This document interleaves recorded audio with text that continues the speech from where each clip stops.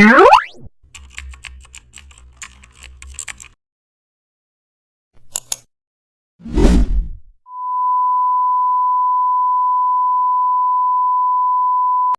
fashion poster need to be sleek, bold and trend focused. In this tutorial I will show you how to design a professional modern fashion poster in Photoshop.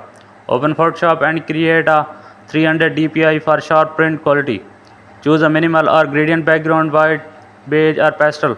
Import your fashion model product photo in high resolution. Remove background and apply a soft shadow or gradient overlays. Add a bold headlines like modern fashion trend.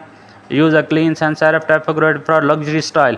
Insert sub-headlines or taglines such as exclusive new arrivals. Place fashion product details or collection name in smaller text. Use geometric shapes, new lines or gradient boxes to highlights. Add a pop of metallic gold silver accents for elegance. Insert brand logo and slogan at the bottom.